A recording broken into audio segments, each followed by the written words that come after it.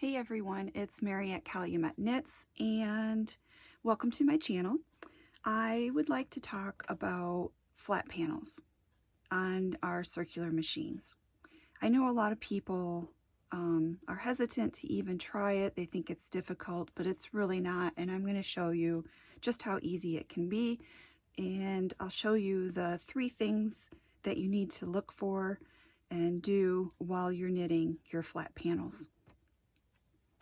So before we get into that, I just quickly want to go over the machine itself. If I change to flat panel mode, which I am in, the machine stops at this black needle, the 3rd needle. And if I go around the other way, it will stop at the 1 needle.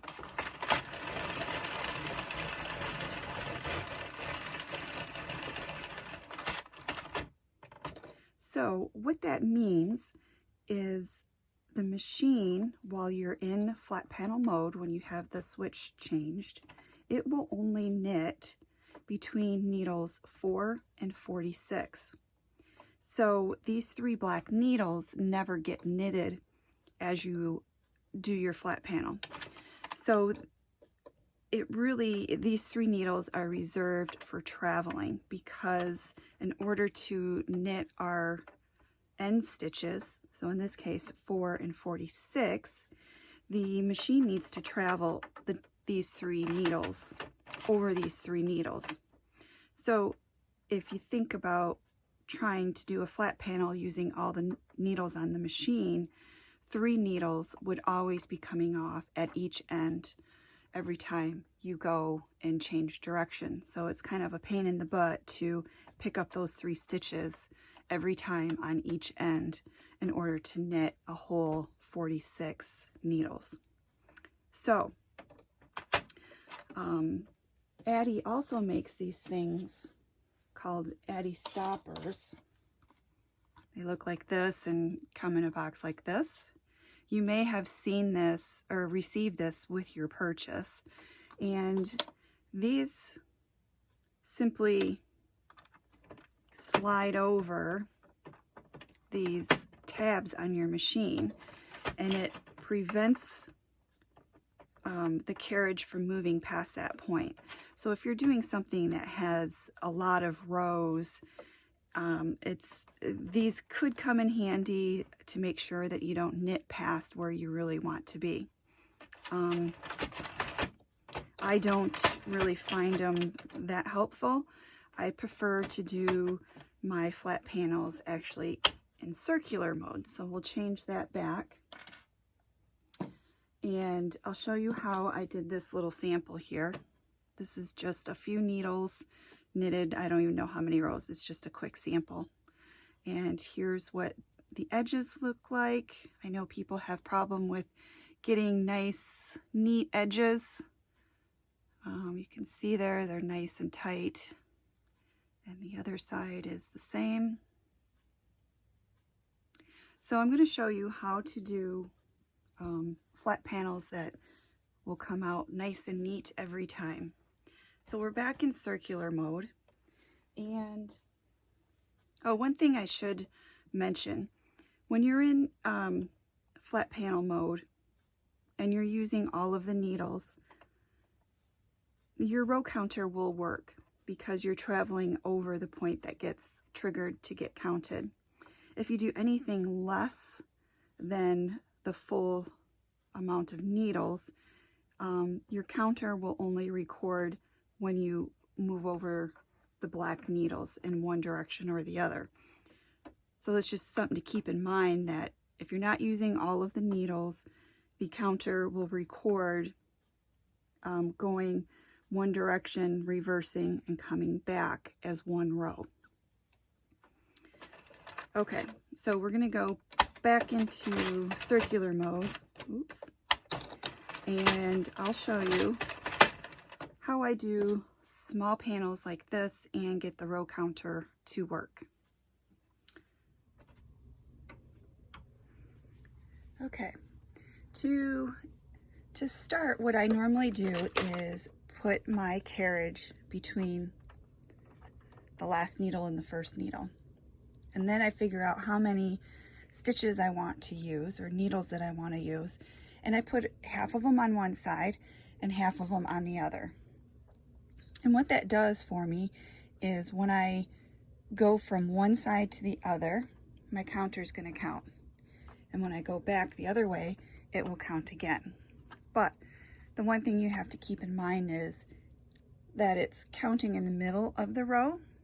So what I tend to do is try not to look at my counter until I'm at the end of the row, and then I know exactly how many rows I've knitted. So I'm just gonna cast on just some random amount here for today's video, and I do it normally, like I normally would, and I'm starting on the right hand side and going left, because that tends to be more what we are used to. So I'll go behind every other needle until some random place over here, and I'll stick my yarn in the yarn guide.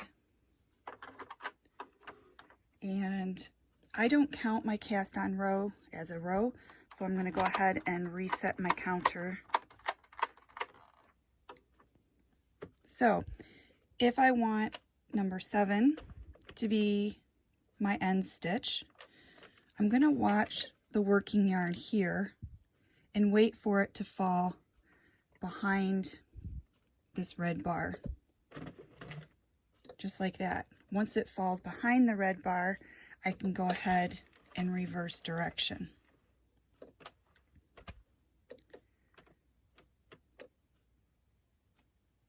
Okay, so before I get too far into knitting the rest of the row, I'm going to wait for my working yarn to fall below this red bar again. And then there's some slack here, so I'm just going to pull on my working yarn to remove it. And I'll show you another close-up version here in a second. And now I'm able to continue on to the end of the row. And I'm going to do the same thing. I'm going to wait for that yarn to pass under the red bar before changing direction. And then when it does, I'm waiting for it to fall again. There it is. I'm going to pull that slack a little bit. And I'm going to pull the working yarn here and continue on. So let me show you in a little, hopefully a little better close up.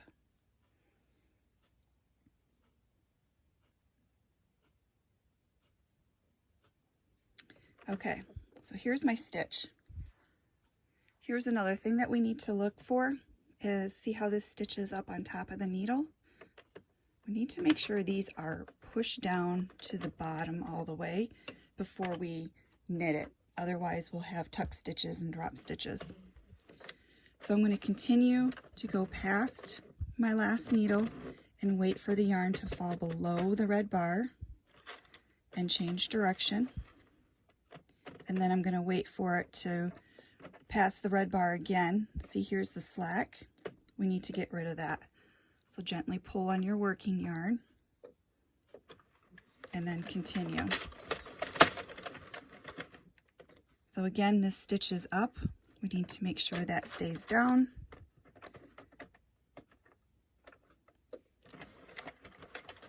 Wait for the working yarn to fall below the bar, change direction, and you see how it's up again. Push it back down, remove the slack, and continue on.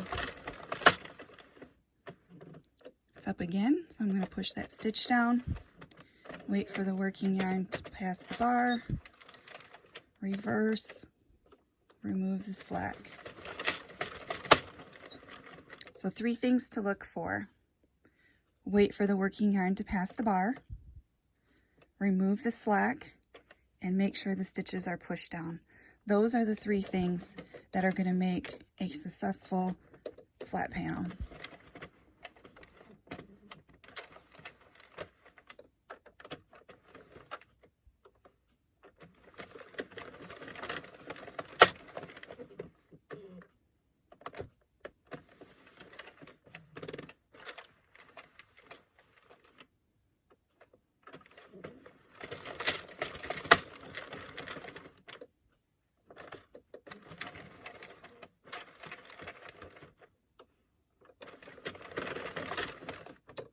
One thing we can do on these end stitches is add some weights.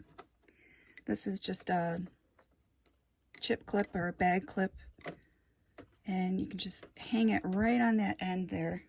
And it'll help give a little bit of extra weight to these stitches on the end to help make them fall to the bottom of the needle.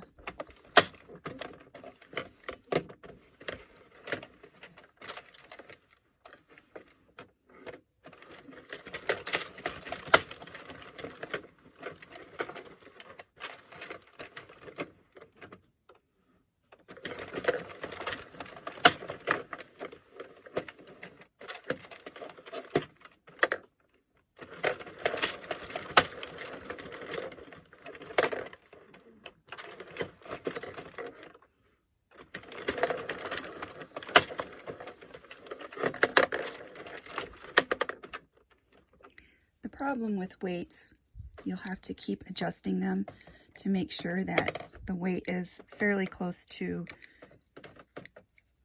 where you're knitting.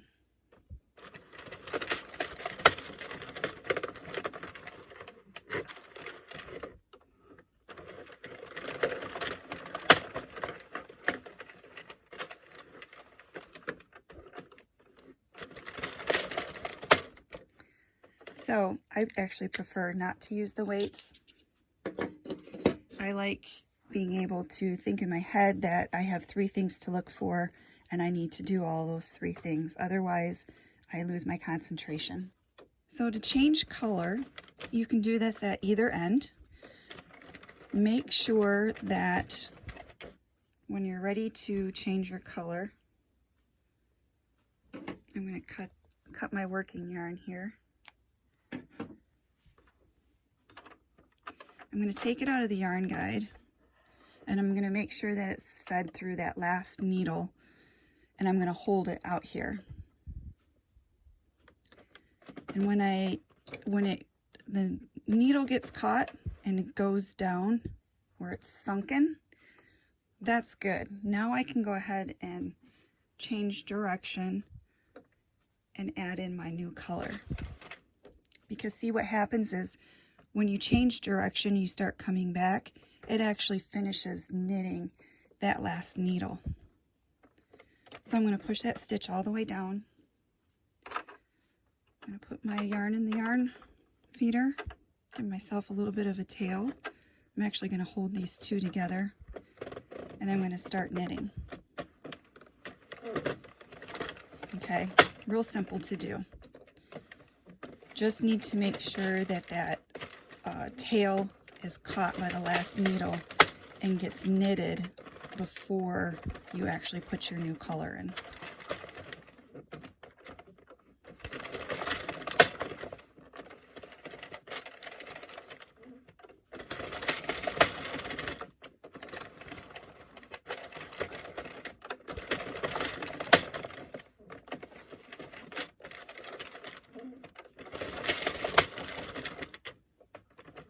So if I wanted to change color again, simply cut my working yarn. I'm going to hold this over until that needle is down and it's knitted when I reverse direction. And now I can put my new color in.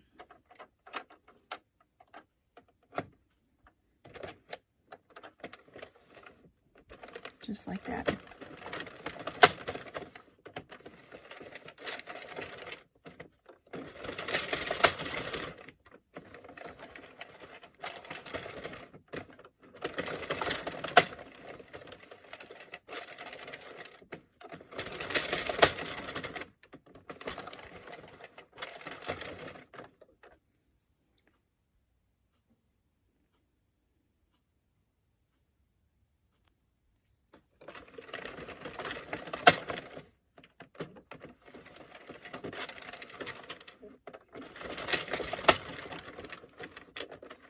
So again, the 3 things to look for is to make sure the yarn falls below the bar before changing directions, removing the slack, and making sure the stitches are pushed down on the needle.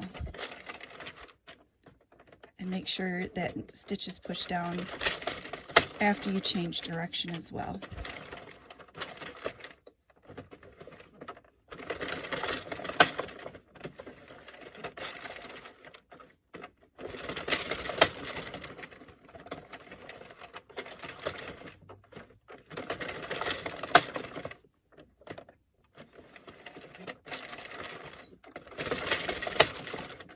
And now if I wanted to bind off, I'm going to do the same way. Okay, so I cut about a 12-inch tail. Might be a little too much, but that's okay. And we'll finish knitting this row. Kind of took it out of the yarn feeder too early. Push that stitch down. Make sure these get stitched. And just like changing color, wait for that needle to grab and get knitted before changing direction. Now I'm going to thread my needle, and I'm going to bind off like we normally do, just using the tapestry needle and the tail and picking up every stitch.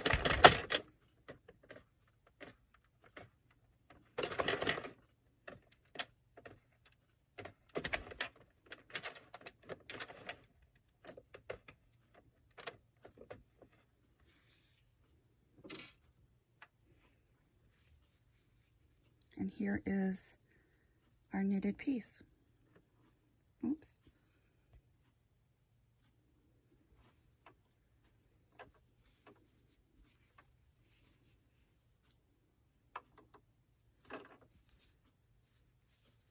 Nice edges. So if you wanted to, before I do anything, I would put some knots in these tails here, and then you could use a mattress stitch if you wanted and seam this long end so you have a tube, and then you can cinch the ends. See, they still cinch when you do a normal cast on. So you could make headbands using any amount of needles that you wanted and just seam this edge here and then finish off like we normally do. If you wanted to use waste yarn, it's the same process. You would cast on like you normally would with waste yarn and then do like a color change to your main color and cast off with waste yarn. So same, I would, sometimes when we use waste yarn, we just let it fall off the machine. I would actually come through and pick up these stitches with the needle just to make sure that we don't ruin anything. I'd hate to have to go through a whole flat panel again because we dropped some stitches. But there it is. Those are my tips. Making sure the working yarn falls below the red bar before changing direction, and then tugging on the working yarn to remove the slack so you get these nice tight clean edges, and then also making sure that the stitch is pushed to the bottom of the needle before you make the turn and after you make the turn. And these three things need to be done on each end of your flat panel.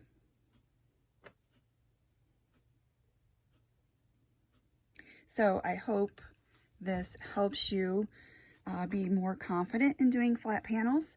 I would suggest finding some yarn that works very well in your machine to test this pattern so you're not fighting the yarn along with trying to learn a new technique.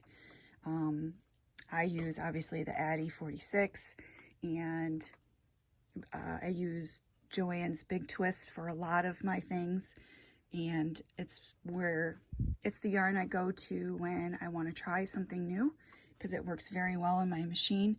I don't get drop stitches, I don't get tuck stitches unless it's something that I am doing wrong. But for the most part, it works really well. And the other thing to be aware when you're knitting flat panels is you're not going to be able to go as fast as when you're making regular tubes, especially if you're used to using an attachment to speed up the process. This is a more slow process, and you really need concentration for the end stitches. That's the key. And if you can work your flat panel around the center point where your counter works, that's even better, so that you don't even have to worry about counting rows anymore. Now there are some patterns, and I do have them in my Etsy shop, where I'm positioning my flat panels in different areas around the machine.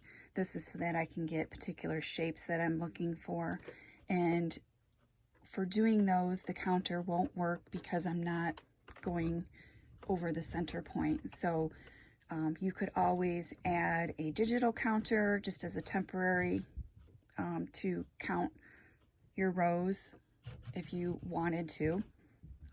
Most of the patterns that I have, they're not very long flat panel pieces, and you can always count how many rows you have by counting the bumps on the back of your knitting, because that is the area that we see. So again, I hope this helps, and I look forward to seeing some of your comments and your creations that you make using flat panels. So here's a few patterns of mine that use flat panels in the design. The Tooth Fairy pillow, the roots and the pocket are made with flat panel. The gift card beanie ornament, the pocket on the back, is made with a flat panel. And Ralph the superhero monster, his legs are made using flat panel. These patterns, as well as other patterns, can be found in my Etsy and Ravelry shops listed below. If you like the video, please give me a thumbs up and subscribe to my channel. Thanks for watching.